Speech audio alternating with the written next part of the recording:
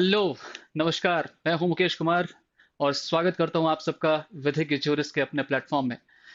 तो आज के इस सेशन में we are going to have a discussion on one of the interesting thing in which honourable supreme court has declared its own judgement, and it is regarding whether the rape is including the marital rape kind of offense or not. अब इसकी क्या स्थिति रही है इस particular निर्णय के माध्यम से ये हम लोग देखेंगे।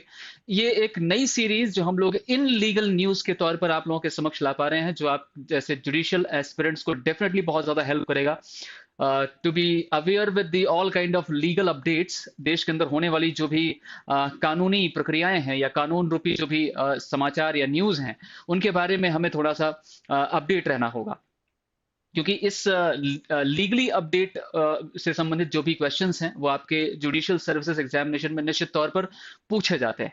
तो in legal news, we have the case law in which Honorable Supreme Court has declared its own judgment on 29th of September 2022 and declared that unmarried women are also entitled to seek abortion of pregnancy in the term of 20 to 24 weeks arising out of consensual relationship. So before going into this particular main case law, we have to understand what do you mean by the word marital rape. तो marital rape को in general way अगर हम समझना चाहें तो it can be a act of forcing your spouse into having sex and that too without proper kind of consent. तो बिना किसी समुचित प्रकार की सहमति के अपने पत्नी को, अपने स्पाउस को इस प्रकार के बलात् प्रकार के अपराध में शामिल करना मैरिटल रेप की श्रेणी में आ सकता है। तो marital rape can be considered in form of domestic violence as well. जैसा कि हमें पता है कि भारत के अंदर अगर हम डोमेस्टिक वायलेंस के डेटा को थोड़ा सा खंगालें, उन्हें देखें, उन्हें जांचें, उन्हें परखें, तो आप पाएंगे कि 70% ये रेशियो देखने को मिलता है, जहां पर इस देश के अंदर घरेलू हिंसा से संबंधित मामले एग्जिस्टेंस में आते हैं।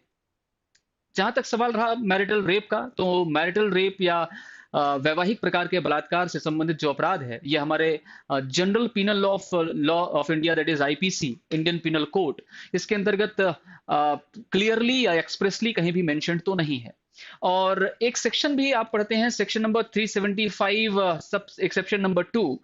इस पर्टिकुलर सेक्शन के अंतर्गत आप पाते भी हैं कि कोई भी पर्टिकुलर हस्बैंड अपनी वाइफ के साथ होने वाले इस प्रकार के सेक्सुअल कोहैबिटेशन में कभी भी रेप का चार्ज ऐसे हस्बैंड के ऊपर नहीं बनेगा, excepting the situation such wife is below the age of 15 year of age. तो निश्चित तौर पर मैरिटल रेप के ऑफेंस को यहाँ पर एक अपराध के तौर पर, एक ऑफेंस के तौर पर रखा नहीं गया है। हालांकि केंद्र सरकार ने अपनी अलग अलग दलीलें इस पक्ष में रखी हैं। अब इससे भी ज्यादा इंपॉर्टेंट है इसके बैकग्राउंड को समझना। आखिरकार इस केस लॉ की कहानी क्या है, इसका मेन मुद्दा क्या है। तो there was a women whose age was 25 year and she was pregnanted with his partner, and important thing was that such women was not married. ऐसी महिला विवाहित नहीं थी और अपने पार्टनर के साथ होने वाले सेक्सुअल कोहैबिटेशन के बाद वह 23 वीक्स 5 डेज के एक इस टर्म के लिए प्रेग्नेंट हो चुकी होती है। अब इस पर्टिकुलर महिला के साथ संबंध एक महत्वपूर्ण प्रश्न ये उत्पन्न हो जाता है, राइज हो जाता है कि वह टर्मिनेशन कैसे कराए इस प्रकार के चाइल्ड का। उसके द्वारा एक पिटीशन फाइल की जाती है before the Delhi high court, and division bench of Delhi high court इस मैटर को सुनती है और division bench of Delhi high court उसे इंटरिम ऑर्डर ग्रांट नहीं करती और अपने ऑर्डर में इस बात को ऑब्जर्व करते हुए मेंशन करती है कि that unmarried women whose pregnancy arose out of consensual relationship was not covered by any of the clauses under the MTP rules 2003। तो medical termination of pregnancy rules 2003 के अंतर्गत ऐसी महिला उस कैटेगरी ऑफ विमेन के अंतर्गत इंक्लूडेड नहीं है और उसके साथ साथ ऐसी महिला का संबंध एक कंसेंशुअल रिलेशनशिप के बाद इस प्रकार की प्रेगनेंसी अरोज हुई है, इसलिए such women is not entitled to get interim relief और इंटरिम ऑर्डर। बहरहाल वह महिला, वह पर्टिकुलर लड़की सीधे सुप्रीम कोर्ट को अप्रोच करती है और ऑनरेबल सुप्रीम कोर्ट इस मैटर को सुनती है। 3 जजेस की बेंच इस मैटर को सुन रही होती है और ऑनरेबल सुप्रीम कोर्ट के द्वारा उसे एड इंटरिम रिलीफ ग्रांट कर दिया जाता है सब्जेक्ट टू द कंडीशन। शर्त क्या होती है? शर्त यह होती है कि यहाँ पर इस प्रकार की टर्मिनेशन, इस प्रकार का टर्मिनेशन ऑफ सच चाइल्ड या अबॉर्शन, वह ऐसे मेडिकल बोर्ड के निगरानी में होगा और ये मेडिकल बोर्ड एम्स डॉक्टर की एक बोर्ड होगी इसमें एम्स डॉक्टर के सदस्य शामिल होंगे। लेकिन यहाँ पर इस फैक्ट का कंक्लूजन निकलना जरूरी होगा कि ऐसी महिला के जीवन का किसी प्रकार से क्षति नहीं होनी चाहिए।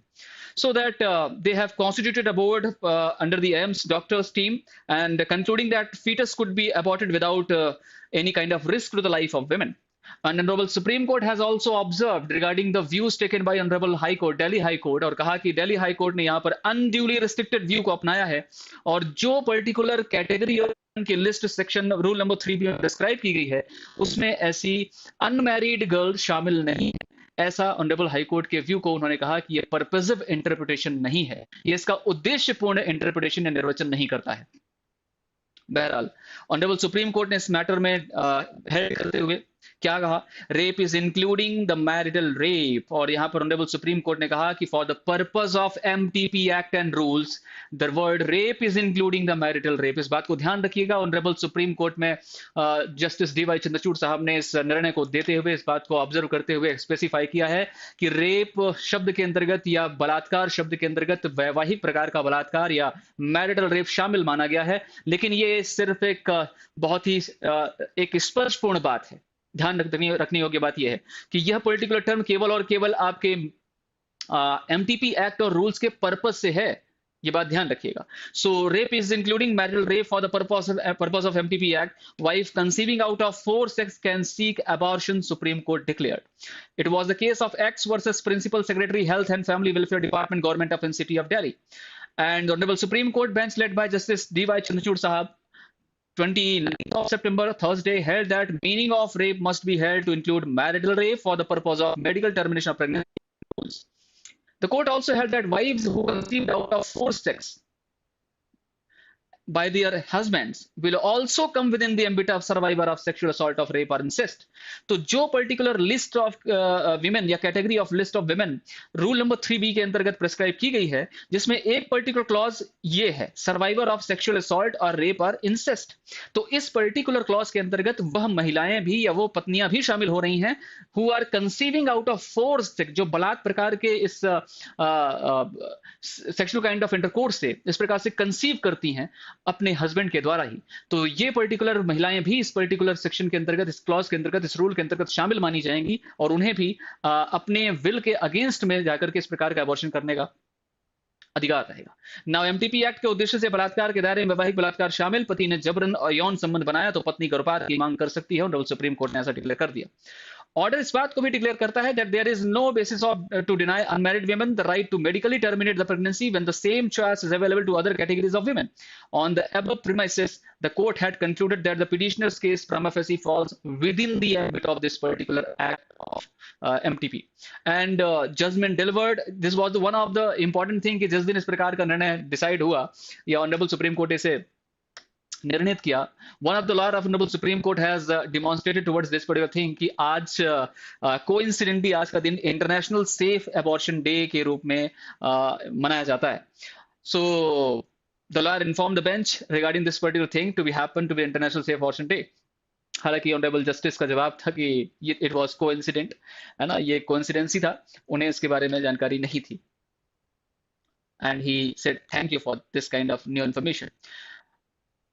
So next thing is law must be interpreted keeping in mind changing social norms. ऐसा ऑनरेबल सुप्रीम कोर्ट का विचार था कि जो भी कानून निर्मित होते हैं वो सोसाइटी के लिए होते हैं, और सोसाइटी में होने वाले जो भी चेंजेस हैं, जो भी परिवर्तन है as to their values and norms, और उसके अकॉर्डिंग लॉ को फ्लेक्सिबल होना चाहिए, और इस प्रकार से कानून का प्रवर्तन सोसाइटी या समाज में रहने वाले लोगों की में होने वाले परिवर्तन के इन अकॉर्डेंस विथ होना चाहिए।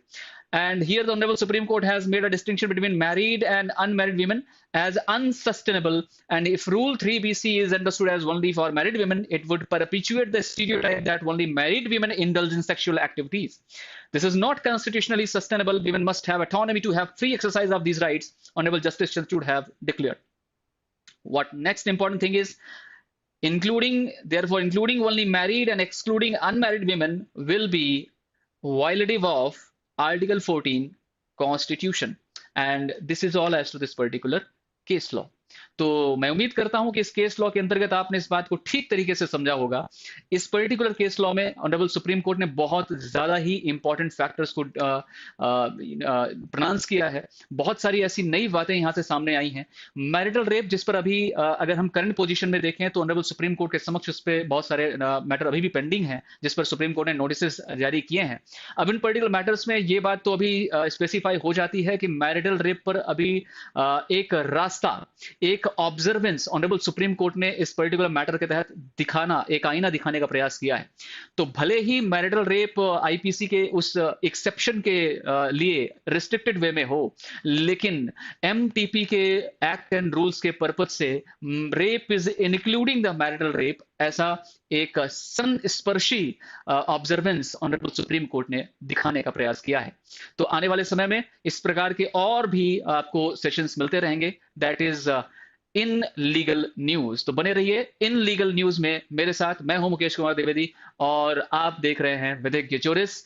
Thank you for watching this particular session. I hope you have enjoyed this particular session and I hope that somehow थोड़ा ही सही लेकिन आपके इंफॉर्मेशन में थोड़ी सी वैल्यू ऐड हो पाई होगी। और ऐसा हम लगातार निरंतर अपने इस पर्टिकुलर प्रयास से करते रहेंगे ताकि आप तक हमारा जुड़ाव यहां से बना रहे और आप एक दिन अपने उस पर्टिकुलर लक्ष्य को